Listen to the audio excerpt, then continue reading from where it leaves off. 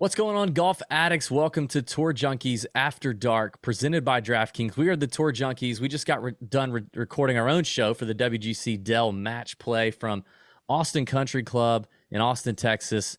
It's going to be a great event. It's a match play event. It's something different. Some of the best players in the world getting ready to go. You know, it starts on Wednesday. You need to know that. All the matches are going to start on Wednesday. You got 64 players, 16 groups. It's March. It's March Madness. It's great for basketball season at the same. This is just a wonderful event. Embrace the variance that is the WGC Dell match play because it's round robin format in these groups of four, and a lot of crazy things can happen. Last year we saw one number one seed, and it was Jon Rahm, make it out of the group play, which is banana land. Now it has been a little more chalky in years past, but last year was crazy. And we saw Scottie Scheffler lose to Billy Horschel in a complete pillow fight late on Sunday. But you've got Kevin Kisner's won here. He finished runner-up to Bubba Watson the year before that. It's been played at Austin Country Club since 2016. If you want more info on Austin Country Club, you can check out the Tour Junkies YouTube channel. We did a full course breakdown of it, everything you need to know and nothing you don't, in about 15 minutes. You can check that out. But while you're here on the DraftKings YouTube channel, give it a thumbs up. Give the video a like. Little subscribe button here, and comment right here on the YouTube channel. Who do you like? Who's a long shot coming out of a group that you like to play well here? Because that's what we're going to talk about. You know, Pat, I'm ready to talk about some group bets and maybe some outright bets. What do you think? Yeah, no, I'm excited. I think this is a fun week. I mean, it's always. It can be a little bit difficult when we have a different format, but I like getting this. And I like the fact that I think we could make some money on these group bets, for one. And then who knows? Maybe we'll hit an outright or two this week. So we'll see. Yeah, I mean, I think the key to remember, we're not going to get into a whole lot of detail on this, but when you're approaching the outrights especially, so from the group, I really love this event from a betting standpoint, betting the groups, betting these 4-man groups. You can definitely capitalize on some value on the board. There are some groups out of the 16 that I look at and go, absolutely not touching that one. Like, way too many good players top to bottom in that group. I couldn't begin to pick one. That one would be tough. There's a couple of groups in here that I think are very clear. There are, head and shoulders favorites that I just like so much better than everybody else. It's not even close. So I like betting it from the group betting standpoint, but from an outright standpoint, you definitely have to pay attention to how you're betting this bracket. And I think, Pat, you said it best in our show. A good way to start thinking through this is like, just fill out a bracket first. Like go get a bracket and just fill it out and start to understand where, what parts of the bracket, what quadrants of the bracket guys are going to be coming from. You can't have all of your outright bets coming from one section of the bracket, or you're shooting yourself in the foot. If the top left-hand section of your bracket that has Jon Rahm and Brooks Koepka and Shane Lowry in it, and you got all three of them on your card, that's probably not optimal from an outright standpoint, because only one of those guys is going to make it to the finals if one does make it to the finals. So you need to understand the different quadrants of the bracket. We're not going to get into it here, but we did on our show, and I'm sure you can find other content here on DraftKings YouTube channel to get you into it. But that is something to pay attention to. Pat, let's get into some group value bets that we like. And I just say we just go down and start talking about some group numbers that we like. And I'll start with the shortest one I have here at plus 175. He's one of my favorites, okay? And that is Xander Schauffele at plus 175. I love the draw that Xander got. I think he landed a good one here. He's up against, if I can freaking find it, it's like I can never find the plays that I want when I want them. Oh yeah, okay. He's here with Tony Finau, who's shown zero signs of life. He's here with Lucas Herbert and Takumi Kanaya, and you're probably like, who? Exactly, Lucas Herbert. Australian player, decent player, won an off kind of an alternate field event. Takumi Kanaya is a good player. These guys are nowhere near the same class as Xander Schauffele. So to me, he's easy coming out of group 7. Then coming out of group 9, I love this group, Pat. I love Taylor Gooch. He's in Bryson's group, he's in Westwood's group, and he's in Richard Bland's group. Now, Taylor, this will be his first time playing the Austin Country Club, WGC match play, whatever. But I don't care. The kid's been playing amazing. Bryson's coming off this injury / Saudi distraction interruption. Richard Bland is, he's bland. He's old. He's had a little run on the Euro Tour that boosted him up in the World Golf Rankings. Here he is. And Lee Westwood's whatever. He's also old and washed up. So I'm going with the young gun here and Taylor Gooch at plus 225. There's a couple to start for me. I got some more here, but I'll let you chime in here. All right. Well, I will start. If we're looking at, earlier groups, so group number 2, Sergio Garcia right there at the top of the bracket there on the right side of the bracket. He is at plus 240. His group is Colin Morikawa, Jason Kokrak, and Bobby, otherwise known as Robert McIntyre. But I think Sergio Garcia is the play here. Now, he now lives in Austin, Texas, which is where we are this week. So he's got a little bit of a hometown feel to it. He's a great match play guy. I mean, he's been around for a long time. This is a good course fit for him. It's not terribly long. It's a good ball striking type course. I think, Sergio makes a lot of sense here at plus 240. I think Colin Morikawa is struggling a little bit lately as well. He's a guy that I would fade as far as any outright bets or any bets at all really this week. And I don't like where Kokrak is. Robert McIntyre is sort of a wild card here. So I think Sergio there at plus 240 is a good bet. If I'm going around, though, to another guy who I just think is probably one of my top favorites, even though I think you get pretty good odds for him as an outright, and that's Jordan Spieth. He's plus 210 to win his group, which is group number 11. He's got Adam Scott in there. Okay, Adam Scott, all right, he's been okay. Justin Rose is in there. Has missed his last 2 cuts, has been really spotty as far as his play lately. So he's there at plus 270. And then Keegan Bradley, who we know we can never rely on. We don't know what the hell Keegan Bradley's going to do. And really, since Angel Jimenez isn't in the field, there's really nobody that Keegan Bradley can get into arguments with, because that's what he did a few years ago. And that was good TV, by the way. So maybe he and Jordan will get in an argument in their matchup when they play. But I think Jordan Spieth at plus 210 is a good number as well. And I also like him as an outright, if I'll just tease that a little bit, because he's at 35 to 1 as an outright to win it. So I like that. I got 2 more real quick. Tom Hoagie at plus 250 coming out of Group 12 against defending champ Billy Horschel, who has played well, this year. Thomas Peters, meh. And Min Woo Lee, another good player out of Australia, meh. Tom Hoagie coming off his first win on the PGA Tour, also just been playing lights out for a while now. The ball striking's incredible. He's got nothing to lose. His first time at Austin Country Club. He's happy to be there. He's footloose and fancy free. I like Hoagie at plus 250, and I think he's going to be a popular play in DFS too. And then finally, a guy that I like coming out of the Group 15 is Brian Harmon against Abe Answer at plus 300. He's against Webb Simpson and Bubba Watson.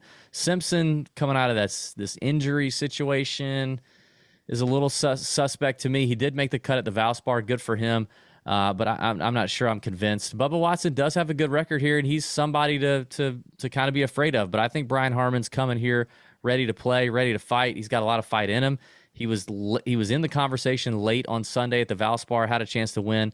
So I like Brian Harmon. I like the value at plus 300. I think that's one of the better values on the board in a group that's not overly strong. Like there's not one clear player there. And so at plus 300, I'll take it. Anybody else in group play for you, or are you ready to move on to outrights? I'll give you one more real quick that I think it could be interesting here. And this is probably the longest odds guy that we could even talk about. And he won just a few weeks ago at the Honda Classic, followed that up with a miscut at the Arnold Palmer Invitational, but then had a top 10 at the Players Championship. And we had him outright at the Honda Classic, and that is Sepp Straka. He is right there. He is plus 400. So 4-1 to win his group number 3. There's a lot of holes you could poke in these guys in this group. I mean, Victor Hovland he struggled around the greens. I think that's important this week. He hasn't been that sharp. Will Zalatoris is not great with a putter. I think that could be a problem for him. Cameron Tringale's been hurt. I mean, Cameron Tringale had a great year last year. This year, not so much. Why can't Sepp Straka win this group at plus 400? So I think if you're going to want to take a guy that's like one of the longest odds guys to win a group, take Sepp in great form. He's won recently. I like him a lot in group number 3 at plus 400.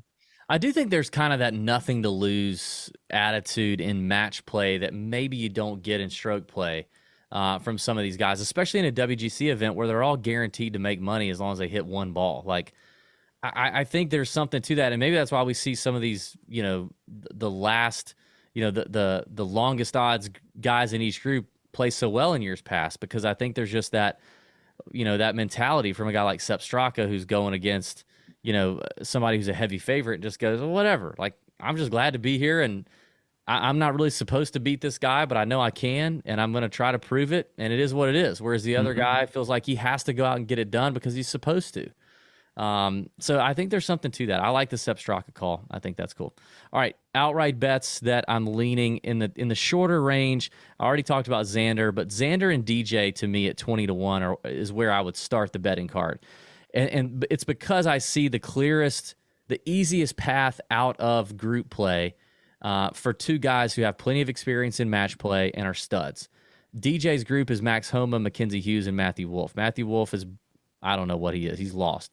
Mackenzie Hughes is, perennially overrated. Max Homa's good, and he makes me a little nervous. But if there's only one guy in the group that makes you nervous outside of the favorite, then I think it's a pretty heavy lean towards the favorite. So DJ and Xander for me at 20-1. I like the value on Shane Lowry at 40-1. He's playing in Brooks Koepka's group, which Koepka's flashed a little bit of form, and he's a killer, and he concerns me a little bit. But the value on Lowry is interesting at 40-1. So those are a couple to start off. I got more, but I'll let you chime in here. Well, I would say that I definitely like Xander. I'm with you there.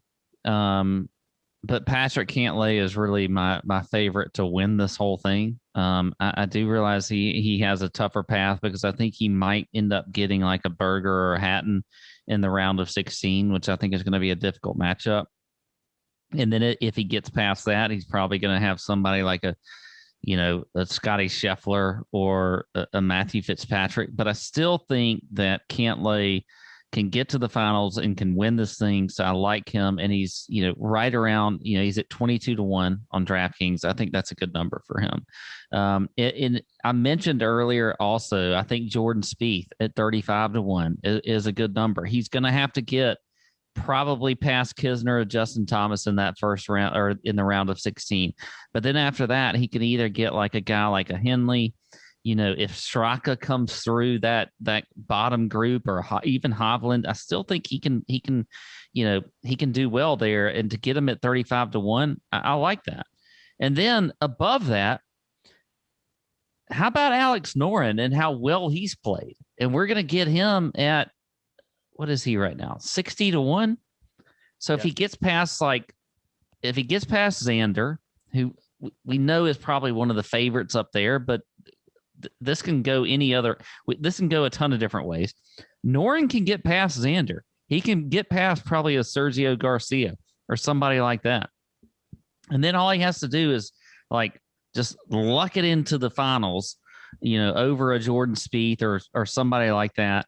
So I think Alex Noren at 60-1 is a very good number there. I like him. Yeah, Noren's playing so good. I mean, his group is tough to me.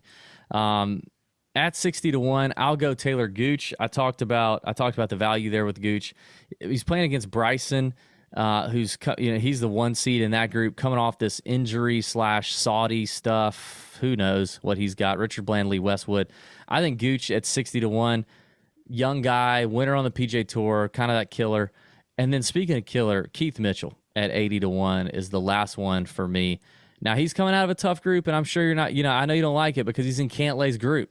And it is a very tough group, which is why probably, his odds are at 80-1, despite his form being much better than maybe a guy like Taylor Gooch. But he's got a much harder path to come out of group play because not only does he have to beat Cantlay, but he's got to beat Sung J M.